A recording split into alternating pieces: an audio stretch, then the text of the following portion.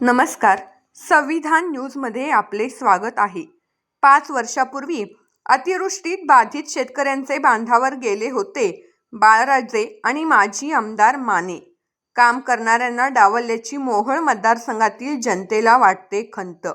पंढरपूर प्रतिनिधी. कोणतेही नैसर्गिक आपत्ती आल्यानंतर त्यात भरडला जातो तो बळीराजा.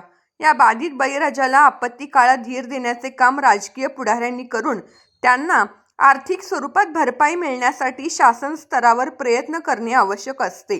मात्र यात यंदा मोहोळ तालुका अपवाद असल्याचे चित्र असून सत्तांतर झाल्यानंतर आपत्ती काळात शेतकऱ्यांना धीर देण्यासाठी त्यांच्या बांधावर पोहोचणाऱ्या लोकनेते कारखान्याचे चेअरमन बाळराजे पाटील आणि माजी आमदार यशवंत माने यांचे कामाची आठवण या भागातील जनतेला येऊ लागली आहे. मोहोळ विधानसभा मतदारसंघातील जनतेला 5 वर्षापूर्वी झालेल्या अतिवृष्टीत झालेल्या नुकसानीत पाटील परिवारातील बाळराजे पाटील यांच्या कामाची आठवण होऊ लागली असून यंदाही पावसाने या परिसरात थैमान घातल्याने प्रचंड मोठ्या प्रमाणात शेतींचे नुकसान झालेले असताना विद्यमान आमदार मात्र याकडे गांभीर्यपूर्वक पाहताना दिसत नसल्याने कामाच्या माणसाला डावलल्याची खंत या ठिकाणचे शेतकरी व्यक्त करताना दिसत आहेत. साल 2020 5 वर्षापूर्वी मोहोळ तालुक्यात असाच महापूर आला होता.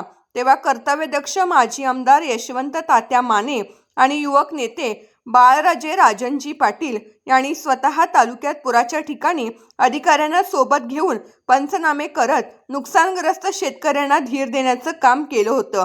आजही तालुक्यात पूर परिस्थिती आहे, पण चालू आमदार कुठेही दिसत नाहीत. जनतेने कामाने बोलणाऱ्याला डावलून तोंडाने बोलणाऱ्यांच्या हातात सत्ता दिली याची खंत वाटत असल्याची प्रतिक्रिया व्यक्त होताना दिसत आहे. तर विद्यमान आमदार आपत्ती काळात व्हिडिओ कॉलच्या माध्यमातून शेतकऱ्यांच्या नुकसानीची पाहणी करून शेतकऱ्यांच्या जखमेवर मीठ चोळत असल्याने संताप व्यक्त करण्यात येत आहे.